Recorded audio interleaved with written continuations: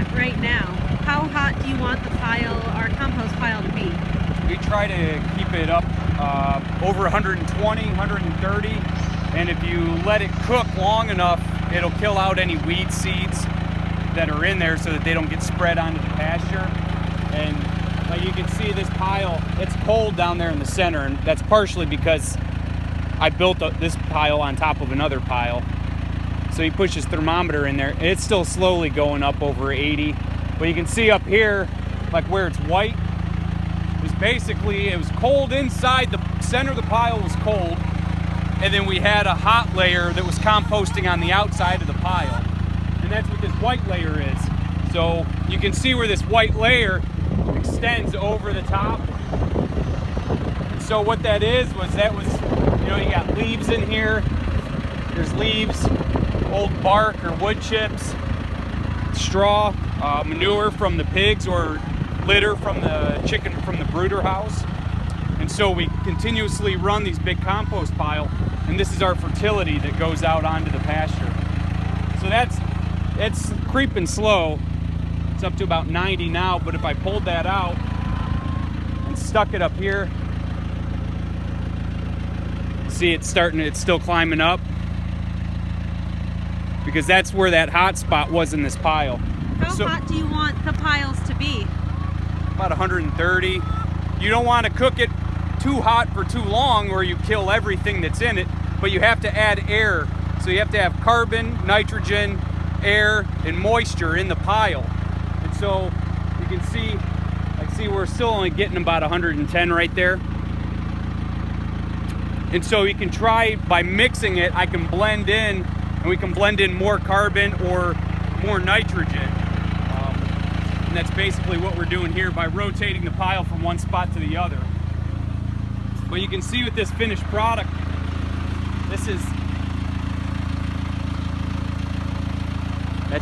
it's basically a rough soil at this point. You see how wet? I want that to hold, and then it'll just crumble right apart. Now, how does this help the health of our pasture when you put it on the pasture once it's at this stage?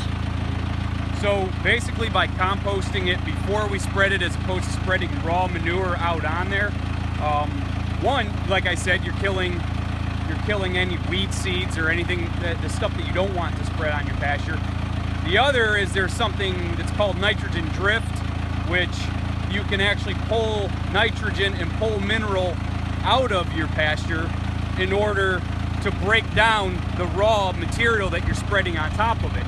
So by composting it ahead of time, we basically avoid that nitrogen drift or pulling that nitrogen out of the pasture, and then we're just spreading basically topsoil right back on top, and then this will feed the earthworms and everything else.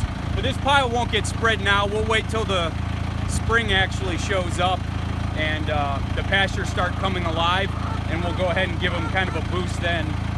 About how long does it take to get anything that you compost to this stage in the game to be able to spread?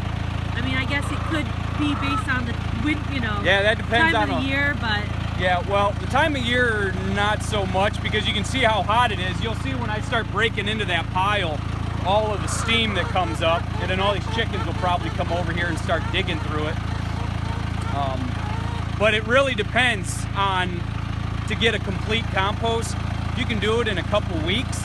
And part of that depends on how big your pile is and how rough your carbon is on it. So stuff in here like this straw, this will break down really quick. Like this came out of bedding from either the sow, probably from the sows. And so this stuff will break down really quick. All right, but then you have other carbon in here that's actual wood sticks, wood chips, stuff that comes in from the like from the tree companies when they break off. Like here's all this left over. So it takes longer if you think of like a forest floor. Leaves and grass clippings and those sort of things break down a lot faster than a big log would. So, but you can put anything in here. So we compost everything. So anything left over from chicken butchering goes into the compost. gets composted down, gets back on the soil.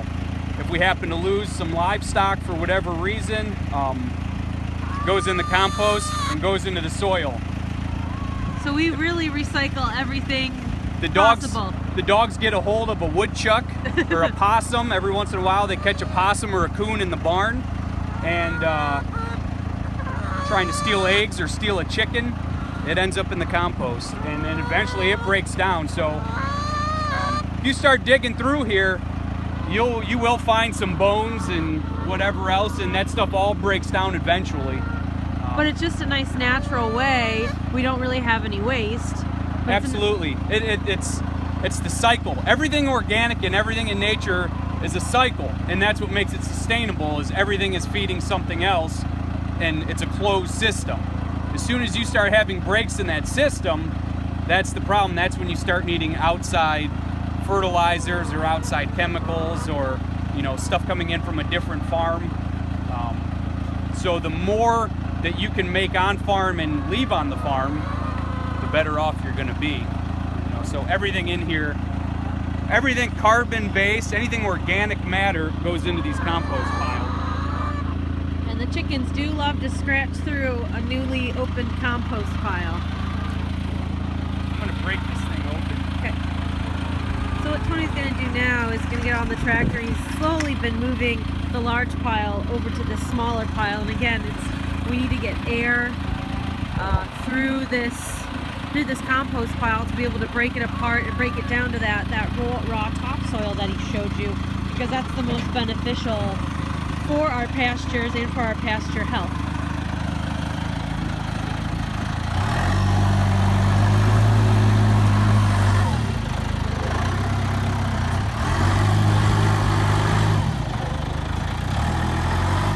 So you can see that it is really steaming, which means it is incredibly hot in the very center of that pile.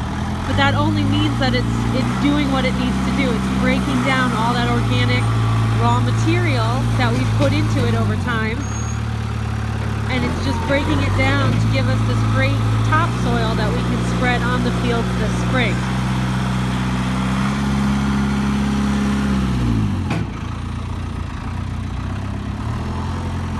Every once in a while when the piles get large, Tony will come out again with the thermometer and check to see what the temperature is, and if he finds some cold spots, then he knows that he's got to turn it.